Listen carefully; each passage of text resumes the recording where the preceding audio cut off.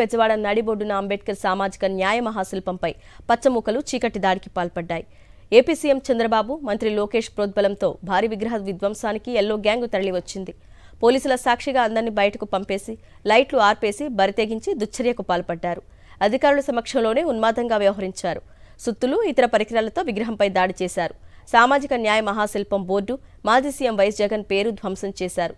ప్రజలు, మీడియా అంబేద్కర్ ఆలోచనల పరులు రావడంతో అక్కడి నుంచి పరారయ్యారు.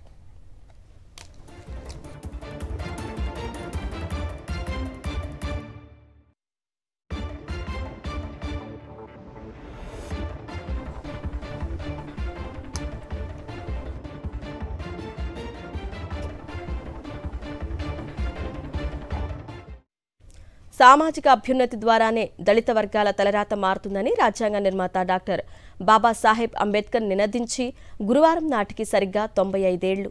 అణగారిన వర్గాలకు మద్దతుగా నాగపూర్లో 1930 ఆగస్టు 8న ఏర్పాటైన మహాసభకు దళితుల ఆరాధ్య దైవమైన అంబేద్కర్ అధ్యక్షత వహించిన రోజే ఆ మహనీయుడి విగ్రహాన్ని లక్ష్యంగా చేసుకుని విజయవాడ నడిబొడ్డున రాష్ట్రానికి తలమానికంగా ఉన్న అంబేద్కర్ విగ్రహంపై తెలుగుదేశం మూకలు ఉన్మాదంతో పేట్రేగిపోవటం దేశవ్యాప్తంగా యావత్ దళిత సమాజాన్ని నివ్వెరపోయేలా చేసింది.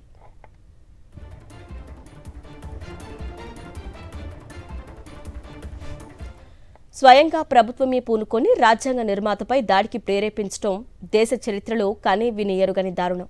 గురువారం రాత్రి కుట్రపూరితంగా అంబేద్కర్ మహాశిల్పం చుట్టుపక్కల విద్యుత్ సరఫరా నిలిపివేయించి సిబ్బందిని బయటికి తరలించి తెలుగుదేశం మూకలు భీమ్రావ్ అంబేద్కర్ విగ్రహాన్ని లక్ష్యంగా చేసుకుని దాడికి తెగబడ్డాయి. రాజ్యాంగాన్ని పరిరక్షించాల్సిన కొందరు అధికారులు పోలీసుల సమక్షంలో ఈ సామాజిక న్యాయ మహాశిల్పాన్ని ధ్వంసం చేసేందుకు బరితెగించారు.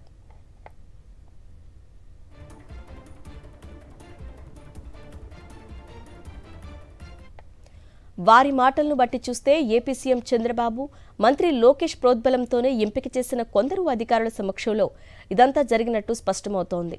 నిజానికి గత సీఎం వైఎస్ జగన్ దీనిపై ప్రత్యేక శ్రద్ధ పెట్టి 404.35 కోట్ల రూపాయలతో అంబేద్కర్ విగ్రహాన్ని అత్యద్భుతంగా తీర్చిదిద్దారు.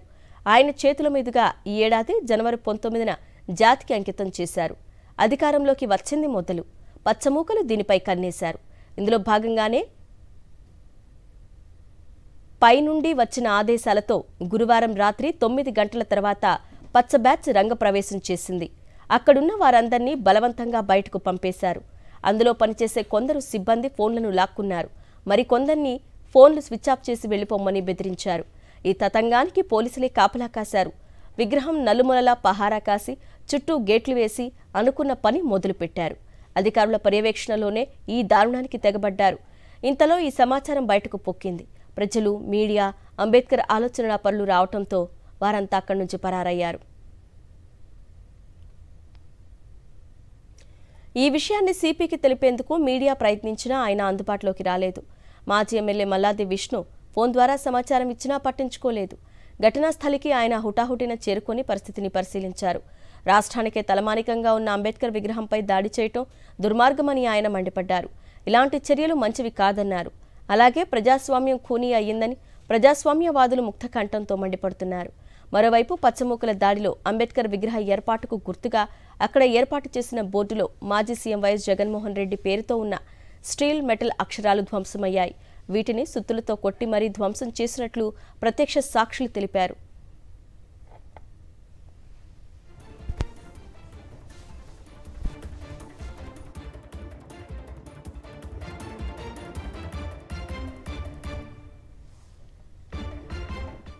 ఓవరాల్ అప్డేట్స్ మా ప్రతినిధి అశోక్ అందిస్తారు.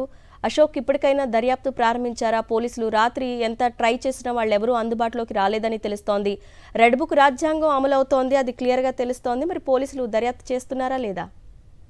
ప్రస్తుతానికి అయితే కనుక దర్యాప్తుకు సంబంధించి ఇంకా పూర్తి సమాచారం అయితే లేదు. కానీ అంబేద్కర్ ఏదైతే విగ్రహం ఉందో ఆ చుట్టుపక్కల పోలీసులను మోహరించిన పరిస్థితి అయితే కనబడుతుంది. గత రాత్రి చూస్తే కనుక టీడీపీ నేతల దుశ్చర్యగానే దీన్ని చూడొచ్చు. సుమారు 9 గంటల తర్వాత పెద్ద సంఖ్యలో ఇక్కడికి చేరుకున్నారు.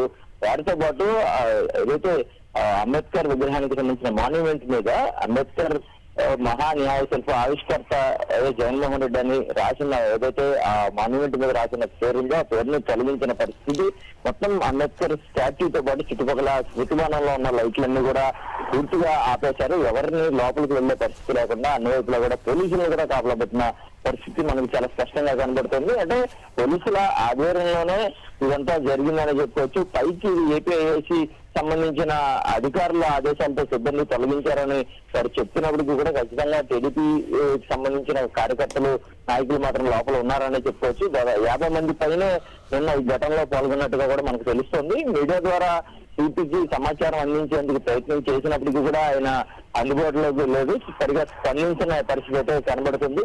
ఒక గంటన్నర వ్యవధిలోనే పూర్తిగా పేర్ల తొలగింపు అంతా కూడా చేపట్టి అక్కడి నుంచి వారంతా మిగతా మీడియా కావచ్చు, లేదంటే వైసీపీకి సంబంధించిన కార్యకర్తలు లేదా దళిత నాయకులు వీళ్ళంతా కూడా ఇక్కడికి రావడంతో వాళ్ళంతా మరొక గేట్ నుంచి పారిపోయిన పరిస్థితి కనబడుతుంది. ఇప్పటి వరకు కూడా ఈ ఘటనకు సంబంధించి పోలీస్ శాఖ నుంచి ఎవరు స్పందించిన పరిస్థితి అయితే కూడా మనకి లేదనేది తెలుస్తుంది.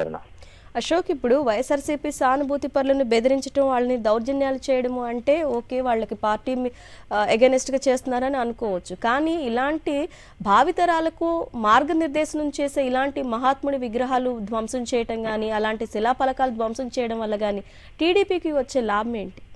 అంటే కూటమి ప్రభుత్వం ఏర్పడిన దగ్గర నుంచి కూడా పూర్తి స్థాయిలో కక్ష సాధింపు ధోరణితోనే ప్రభుత్వం వ్యవహరిస్తుంది. అలాగే టీడీపీ నేతలు కూడా వ్యవహరిస్తున్నారు. కేవలం రాజకీయ పార్టీలకు సంబంధించిన నాయకులు కార్యకర్తలు కాదు, ఇలాంటి మహోన్నతమైన వ్యక్తులను సంబంధించిన ఏర్పాటు చేసిన ఏదైతే ఈ ప్రదేశాలు ఉంటాయో ఈ ప్రదేశాలను కూడా వారు రాజకీయ రంగు పులిమి వాటిని ధ్వంసం చేసే ప్రయత్నం అయితే చేయడాన్ని ప్రతి వర్గం కూడా ఖండిస్తున్న పరిస్థితి కనబడుతుంది. ఎందుకంటే డాక్టర్ బిఆర్ అంబేద్కర్ అంటే ఎంతో మహోన్నతమైన వ్యక్తి, అందరికీ తెలుసు, అన్ని వర్గాలకు కూడా ఆయన ఆదర్శప్రాయుడు. అలాంటి మహోన్నతమైన వ్యక్తికి సంబంధించిన ఈ మహా న్యాయ శిల్పం ఏర్పాటు చేసిన ఈ స్మృతివనం మీద ఈ తరహా దాడిని మాత్రం అన్ని వర్గాలు తీవ్రంగా ఖండిస్తున్నాయని చెప్తారు. ఇప్పుడు ఈ దాడిని ఖండిస్తున్న ప్రతి ఒక్కరూ ఏం డిమాండ్ చేస్తున్నారు అశోక్? అంటే సహజంగానే అంబేద్కర్ మీద అందరికీ కూడా ఎంతో అభిమానం ఉంటుంది. ఆయన లాంటి వ్యక్తులకే ఇది జరిగిన అవమానంగా అందరూ కూడా భావిస్తున్నారు. ఖచ్చితంగా ఈ దుశ్చర్యకు పాల్గొన్న వారు ఎవరైతే ఉన్నారో వారి మీద కఠినమైన చర్యలు తీసుకోవాలని అన్ని వర్గాలు కూడా డిమాండ్ చేస్తున్న పరిస్థితి కనబడుతుంది. Right Ashok, thank you.